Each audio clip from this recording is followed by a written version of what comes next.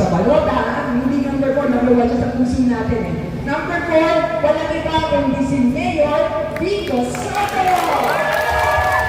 Magandang umaga, Bunyawana. Upo na po kayo. Maraming salamat po. Thank you for the kind introduction. Maraming salamat sa lahat po ng mga opisyalis natin sa Bunyawana.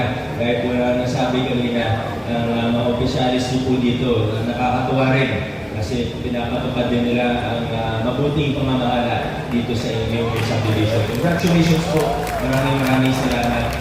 At alam ko na magkakatulungan pa po tayo sa hinaharap. Lalo na pagdating dun sa unang nabanggit, yung flood control, yung sinasabi ko yung press kanina, yan po yung flood control and drainage master plan ng Luzon ng Pasig. The first time lang po yan ginagawa sa kasaysayan ng ating Luzon. Kasi dati, maraming project. May mga pumping station, may mga bagong kanal, mga drainage, may papalawang kalsada. Ang problema, patse-patse. Gagawin dito, nagbaha naman sa kabila, gagawin dito, nagbaha naman dun sa kabila. Minsan, dahil nasa isang project, nasolusyonan dito, sa kabila naman nagbaha dahil yung leveling mali. So ngayon po, ang ginawa ko yung sinasabi po ni Press kanina na kumausap po sa inyo, pumunta na po dito, ay yung consultant natin para sa master plan, buong Pasig na po yung tinitingnan natin. So nagsisimula sa pagsusukat ng bawat lugar, pati yung elevation, tinitingnan po lahat, kung ano talaga yung tamang daloy ng tubig. So aasahan po namin yung kooperasyon po ninyo sa pagbuo ng ating flood control and drainage master plan. Opo. Ang pangalawa po, meron tayong open spaces pa po yata dito na medyo may konting po, pero siguro yung officialis na lang nakausapin ko po tungkol dito. No? Kaya ako lang binanggit yung dalawang yan kaagad kasi baka makalimutan ko. Mabuti na po yan na yung inuna ko ikwento dahil mayroon na po kung makalimutan ko dapat sa dulo. Ano? Pero muli po, maraming salamat sa inyong napakainit na pagtanggap sa meeting ng Pasig. Ang mensahe sa atin ni Congressman Roman, ng ating mga vice mayor, ng ating mga konsyal. Kaya siguro yung mensahe ko, i-share ko na lang po. Baka, wag po. Tamaan po. Baka magluluto pa po kayo eh. Gusto. Ganyan ka namin kumahan, Mayor. Sabi ko, Gusto niyo hanggang hapon tayo dito. napamigyan na kayo. Ayun po talaga. Wala kaming talagang pangtanghalian. Yes! Yan ang maganda, walang ayuda, di ba? Pero nandito tayo. Pero ito po, gusto ko lang magpasalamat sa inyo, no? Kasi nung sinabi na may General Assembly dito sa Donyawana, nung nakaraang General Assembly, kasi hindi po ako nakapunta. No? Pero ngayon po, ina-expect natin, siguro may 30, 50 na tao. Nagulat po kami, lahat kayo nandito. Kaya maraming salamat sa inyo. At higit pa ron, ay maraming salamat sa inyo. Walang sawang suporta, hindi sa mga politiko, kundi sa ating lokal na pamahalaan at sa lahat po ng ginagawa natin ngayon. Yung mga ginagawa po ng inyong mga opisyalis, mula sa mayor, congressman at mga konsehal natin, maging ang ordinaryong empleyado ng City Hall, hindi po yan magagawa. Lalo na yung malalaking pagbabago na pinakikilala natin, hindi natin mapapatupad yan. Kundi sa tulong at sa buong suporta ng mamamayang Pasigenyo. Kaya maraming salamat po sa inyo.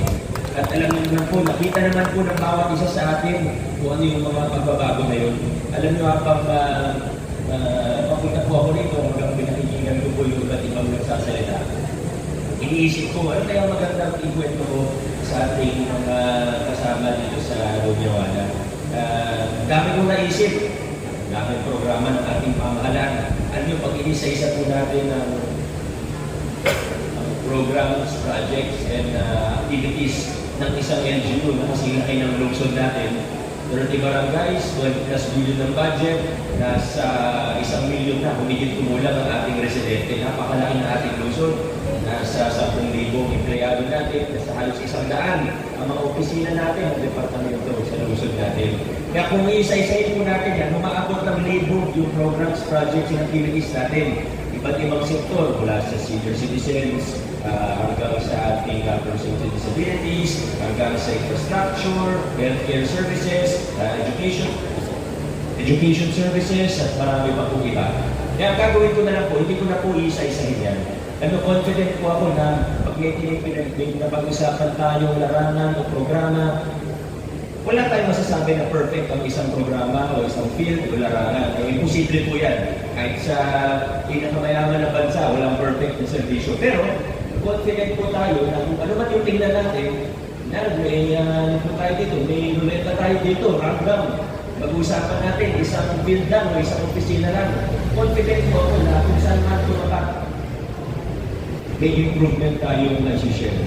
Meron na gumanda doon sa service, sa program, sa office na po na yun. Pag-usapan natin, business permitting. Marami pa rin problema, totoo naman po yun, pero napakalaki na ng improvement. Pag ipinag-usapan natin ng hospital natin, napupulo pa rin, malaki pa rin ang kailangan natin na improve, pero napakalaki din ng improvement. Under renovation nga po yung isa ngayon, dinoble yung bed capacity, hindi lang children, hindi pati adult na po. So, sa lahat po pwede, pero ang pinaka-importante siguro pag-usapan natin ngayon ay hindi na yung mga detalye. Kasi baka gawin po tayo dito kung pati yung detalye pag-uusapan natin. Ang pinaka-importante po siguro pag-usapan natin, yung zoom out po tayo ng konti. Pag-usapan po natin, ano ba yung estilo ng ating pag-gobyerno? Ano ba yung mindset natin bilang isang syudad, bilang isang lungsod? Ano ba yung mga ginawa natin mula 2019? Yung mga pinakilangang pagbabago at reforma sa ating lungsod. Kasi hindi po biro yung mga ginawa natin. Noong 2019, sumigaw tayo ng iba naman. Lumaban tayo para sa pagbabago. Pero lagi po natin tandaan na posibleng magkaroon ng pagbabago. Una, pwedeng magkaroon ng magandang pagbabago, pwedeng magkaroon ng hindi magandang pagbabago. Pwede rin magkaroon ng magandang pagbabago, pero mababaw lang yung pagbabago. Pwedeng napalitan nga yung pangalan ng mayor, pero yung sistema, ganoon pa rin. Pwedeng bago mukha ng mga politiko, pero yung kultura ng pag-gobyerno, wala naman pinagkaiba. Ang gusto po natin, tunay, malalim at pangmatagalang pagbabago. Gusto natin tunay, hindi yung para masabi lang, hindi yung papugi lang, hindi yung superficial lang. Gusto natin malalim. At gusto natin na hindi nakasentro sa isang tao o sa isang grupo yung pagbabago. Sana pag sinabi natin giting ng Pasig, para sa kaalaman ng lahat, kaya po naging giting ng Pasig yan dahil wala po yan sa code ni Andres Bonifacio, yung panahon ng Katipunan, nung nagsabado sa Pasig, sabi niya po, tunay palang magigiting ang batang Pasig. Kaya yung salitang yan, hindi po yan nagsimula sa amin. Ito po yung kasaysayan natin bilang mga Pasigenyo. Na mga Pasigenyo, mga tumira dito sa Pasig, mula ng panahon ng mga Katipunero, panahon ng Revolusyon, hanggang World War II, ng mga lumaban sa Hapon, hanggang sa kasalukuyan, nandito po ang mga magigiting na tao. Ito mga tayo, mga Pasigenyo, patuloy na maaaring hindi tayo nasasakop ng dayuhan ngayon. Hindi tayo lumalaban sa isang pandaigdigang digmaan, pero nandito pa rin tayo, lumalaban tayo sa korupsyon, lumalaban tayo sa iba't ibang problema na matagal na nakaugat sa lipunan natin mismo at sa kultura din natin mismo. At masaya po tayo dahil sa lungsod ng Pasig. Ako, ang pakiramdam ko, blessed ako dahil nagkaroon ako ng pagkakataon para maging katalista tungo sa mga pagbabago para pupulin na yung mga masasamang siklo na nangyayari sa ating gobyerno, sa ating lipunan. Kaya naman po talaga, kaya tayo nandito, kaya tayo patuloy na lumalaban. Nabanggit po kanina yung sa procurement, diba nabanggit kanina ni Ma'am kanina wala akong tingin ng lagay ngayon. Maaaring meron pa rin minsan-minsan, no? Baka may nakakalusot. Pero kung titignan po natin, muli po big picture, ano ba talaga yung ginawa natin mula 2019? Minsan, pagka nasa traffic ako o may konting oras, pinapanood ko rin yung mga video ni Mayor Benji Magalong ng Baguio City.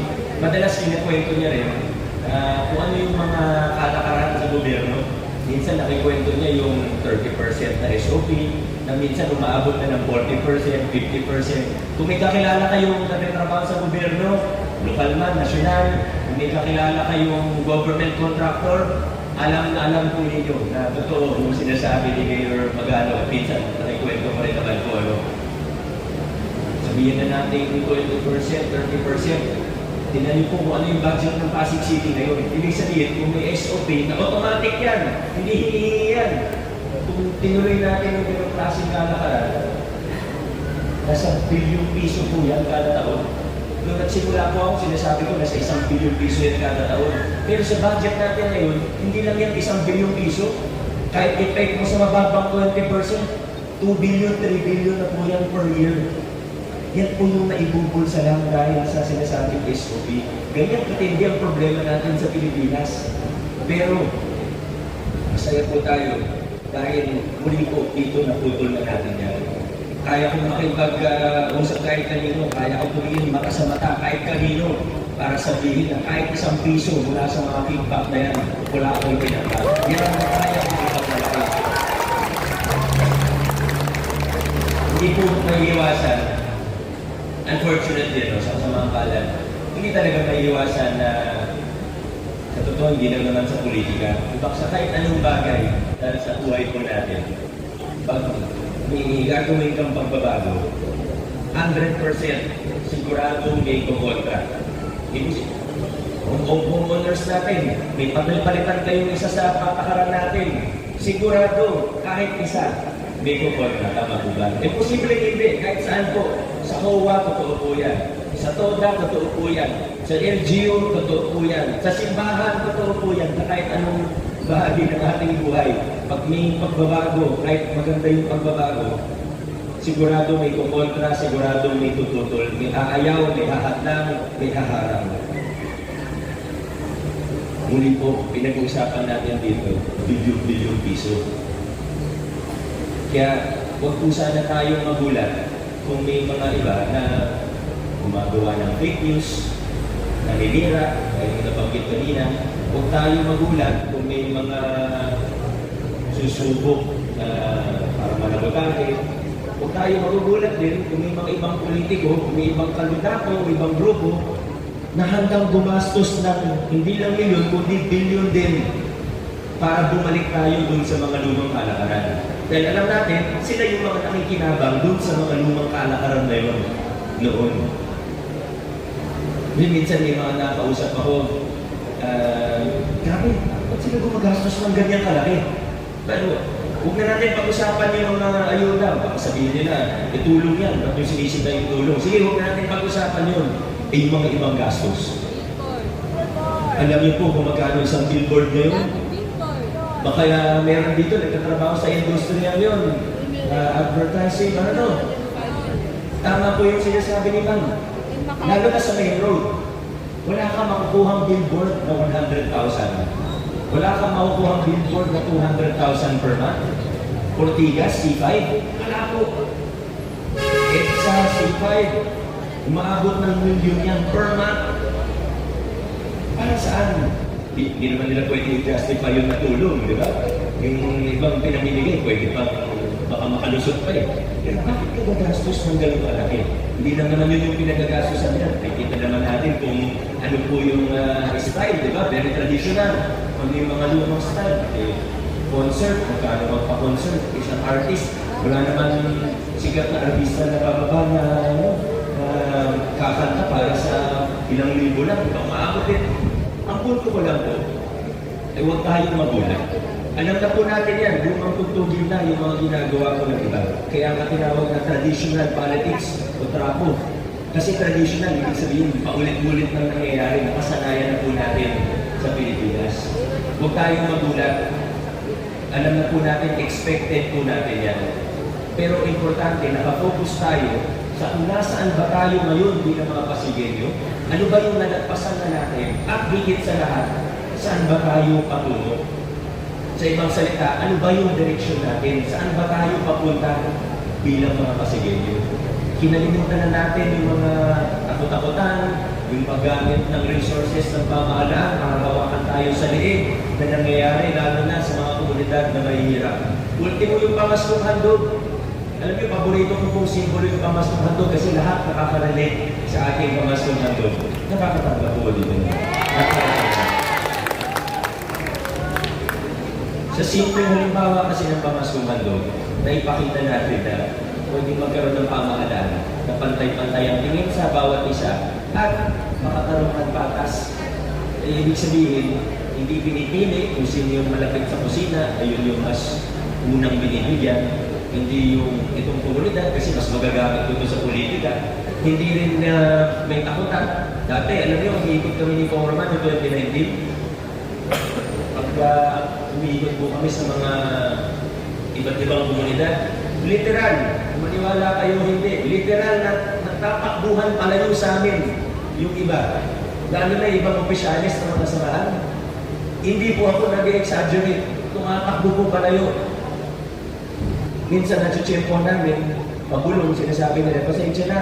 Kasi pag nakita magkasama tayo, buong samahan namin, walang pamaskong handog pag December.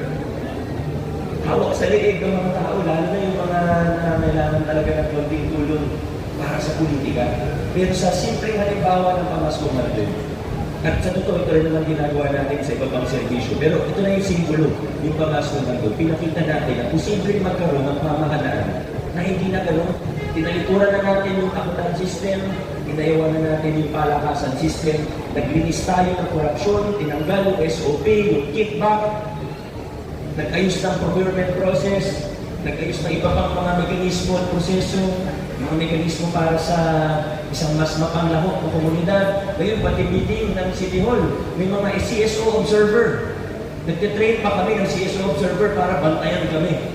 Ganyan po yung pamahalaan ngayon. Kinalimutan na natin yung mga lumang kalakaran. Tinataguyod na natin ngayon ang mabuting pamamahala at ang mga prinsipyo nito. Noong 2019, hindi na po ako mahiya sa inyo. Medyo seryoso na po yung usapan natin, pero tutuloy-tuloy ko na po. Noong 2019, noong una po ako naging mayor, alam niyo naman po, wala akong ticket sa konseho. Kami lang ni Congressman yung lumaban, magkasama na, sige, tinan natin kung anong kayang gawin.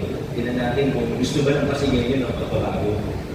Naupo ako noong 2019. Ako marunong naman po ako makisama. Nakilala niyo ako, nakatrabaho niyo ako, sa palagay ko, maayos naman po ako kasama. Siyempre, medyo bias ako. At sabihin ko, maayos ako makisama. Pero siguro totoo naman, at mga kasama sa council na hindi namin ka-ticket, hindi namin ka-partido, sabihin natin dun sa dating administrasyon, sinubukan naman natin makipagtrabaho sa lahat. At nagawa naman po natin, abutan pa tayo ng pandemya. Wala pang isang taon na naupo ako. Hindi naman tayo nagpabayad ng pandemya. Ginawa natin ang lahat ng mga kaya for the pandemic, during the pandemic.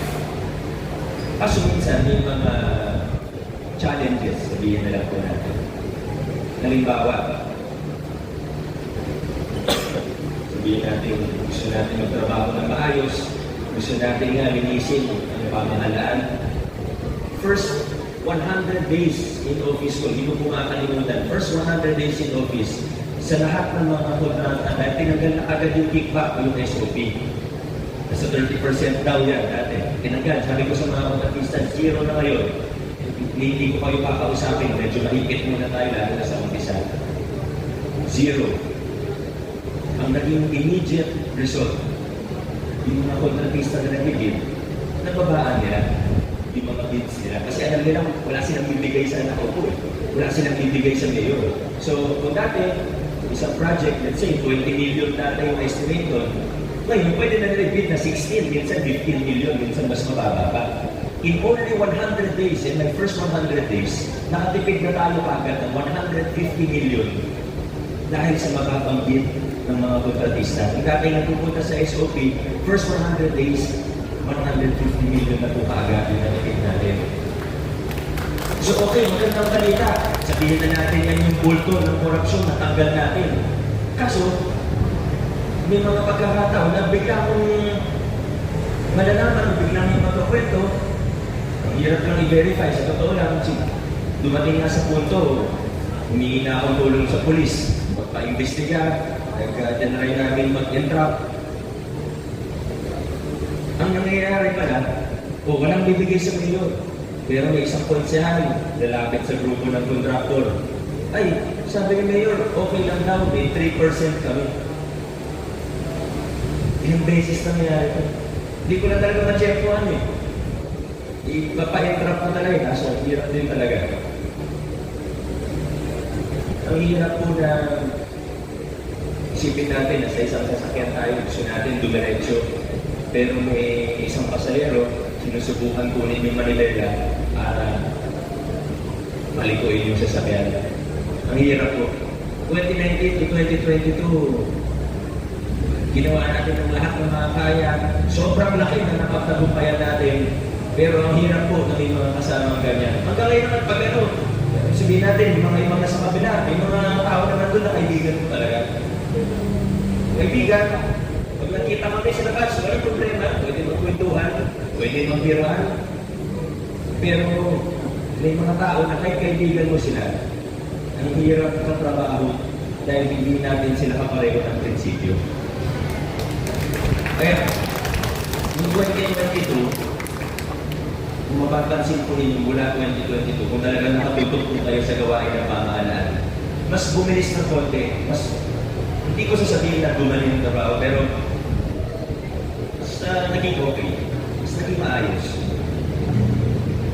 Kumbaga, yung problema na lang natin, yung totoo mga problema na lusod natin, kung yung mga kailangan gawin, ano yung mga kailangan ayusin, ano yung pang-araw-araw na trabaho natin, yung pagpaplano natin para sa kinabukasan. Napagtutunan ko ng buong pansin. Hindi yung lagi ako nag-iisip na, okay, ito yung project natin. Teka, kailangan ko bantay ng konsyal na to, baka may ginagawang racket. Ito, trabaho tayo, teka, baka sigal to, may ano na naman, may niluluto na naman to. Ngayon, wala na. Mula nung nagkaroon tayo ng isang, una sa lahat, Vice Mayor na maayos. Vice Mayor natin, alam niyo, napaka-professional po. Vice Mayor natin, pag sinabing may meeting ng 8 a.m., 7:59, nandun na po siya. Napaka-professional na tao. Pag may seminar of council, hindi champion. Pag may seminar, pag may meeting ng council, akala siguro ng iba dati, relax lang yan, seminar. Pero ginagawa totoo, 10 a.m. ang call time, 10:15, pinapadlock yung entrance, di na makapasok ang mga konsyal. Akala nyo joke, pero totoo yun, ginagawa niya professional ang city council natin. Pero higit sa pagiging professional, para sa akin, yung mas importante yung integridad ng mga kasama natin. Yung pagkatao, yung hindi tayo ilalagay sa alanganin. Ang hirap na nga ng trabaho, tapos magkakaroon ka pa ng kasama na ilalagay ka sa alanganin. 2022, nagkaroon tayo ng Vice Mayor na maayos, Vice Mayor Dodon Jaworski, at syempre yung mga kasama ko, nagkaroon tayo ng majority. 10 out of 12 sa mga konsyal ko ay mula sa meeting ng Pasig ng 2022. Ngayon, meron tayong tatlong kasama na papunta na sa kanilang ikalawang termino. Papayagan niyo po sila. At proud naman po ako sa kanila dahil hindi ako napahiya sa kanila. Totoo, nagtrabaho at nagtrabaho ng tapat. Diyan po siyempre, number 1, Buboy Agustin. Number 8, Angelo De Leon. And number 14, Maro Marquez. Bilang isang mayor, siyempre isa lang katawan ko, dalawa lang mata ko, dalawa lang ang tenga ko. Limitado yung kaya kong gawin. Limitado yung kaya kong kausapin. Hindi ko naman kaya magtrabaho ng 24 hours sa isang araw. Ito, pinapasakit na nga po ako. Pero sa tulong nila, para kung figuratively, nahahati ko ang katawan ko sa marami. Ang isa po sa magandang ginawa ng City Council natin, parang namagin kanina ni Kong Romano, ni Vice Dodo, pero isa sa magandang ginawa po ng City Council natin ay alinsunod dun sa ginawa ng ating lokal na city government na binuksan ang budget. Ito na rin yung pinapatupad nila o ni-impose sa mga barangay. Kasi ang budget ng barangay, pag naisa-ordinansa na po yan, dadaan for final approval sa Sangguniang Panlungsod. Dati, ilan lang nakakaalam at nakakita po yan. Minsan nga, may mga nababalitaan tayo na ultimo kagawad ng barangay, hindi alam kung ano nilalaman ng budget. Ito yung pumalakpak ko to, Mayor. Wala naman ako sinabi kung anong barangay. Pinapahalata nyo naman. Pero, totoo po yan, di ba? So ano pong ginawa ng City Council? Para yung good governance, yung transparency, magiging bukas ng pamahalaan ay hindi manatili sa city level lang, kundi pati sa barangay. Barangay frontliner po natin sa gobyerno. Hindi rin talaga tayo aasenso ng tuluyan kung hindi maayos sa mga barangay po natin. Ang ginawa ng City Council, siyempre sa pangulat para ni Vice Mayor Dodo, pero kasama ng mga konsel natin, ginawang open. Ibig sabihin, dumaan kayo sa tamang proseso, ay budget hearing ngayon. Baka hindi lang po alam ng iba, pero naka-Facebook Live yung budget hearing, iniisa-isa yung mga item. Nang sa ngayon, kahit sabihin natin, kung 10 lang yung nakapanood, sa ordinaryong mamamayan, ang nakibagay pa rin po ng 10 na yun. Alam ko, busy po ang hindi naman lahat nakapanood dun sa Facebook Live. Pero kahit 10 tao lang na taga-Rosario, halimbawa, makita yung budget, maniwala kayo, mag-iiba ang kilos ng barangay. Ganun din naman sa ibang lugar. Kahit nga isa lang, hindi nakakita lang. Kasi mas mahirap, hindi niya na pwedeng isikreto. Kasi may nakakita na. At budget hearing ng mga barangay sa City Council, naka-Facebook Live. Ginawa transparent, hindi lang city level, kundi pati sa barangay level. At work in progress po yan. Pero yan yung mission na nagagawa natin yan dahil kaisa natin ang ating City Council. Naniniwala sila sa direksyon natin. Hindi nila gusto nyo kung wala silang yan po. May tatlo din tayong bagong kasama. At gaya ng ginawa ko sa unang tatlong kasama ng 2022, bago sila tanggapin sa meeting ng Pasig, una ko pong tinanong sa bawat isa sa kanila ay, ba't mo ba gusto maging konsehal? Anong tingin mo meron sa LGU? Kasi di ba kanina, gumagastos ng bilyon, alam na natin kung ano i-expect pag nanalo. Namumuhunan alam na po natin. So tinatanong ko, pag may gustong sumama sa atin sa meeting ng Pasig, teka, ba't mo gusto maging konsehal? Baka kasi nababalitaan mo na noon may nakukuhang mga budget na cash. Wala na yun ngayon. Baka akala nyo may kickback sa mga kontrata ng pamahalaan. Kung ang pakay nyo, ang mission nyo ay para papapanin ang inyong wallet o bank account, hindi kayo bagay sa meeting ng Pasig. Kaya proud po ako sabihin na itong mga kasama natin, yung tatlong para re-election at yung tatlong bagong kasama, sila po yung mga nakitaan natin ng tama at malinis na intensyon. Maganda na nga rin para sa ating puso at maganda yung dahilan nila sa pagpasok sa politika. Kaya kasama po natin, number 10, dating Undersecretary of National Youth Commission, Ryan Enriquez. Kasama rin po natin, number 13, ang inyong naging kagawad na rin po dito, Warren Incenso. And last but not the least, maging kagawad ng Barangay May Bunga, anak ni Tita Cory, Boy Raimundo. Mga kasama, marami na po narating natin bilang isang lungsod. Marami na po tayong napagtagumpayan. Pero marami pa tayong kailangan gawin. At higit sa lahat, kailangan paigtingin pa po natin yung mga pagbabago at reforma na nasimulan natin sa lungsod ng Pasig. Nasi-stick-neck na po ba kayo? Balik po po ako sa harap. Nasakit na yung mga leg. Balik na yun.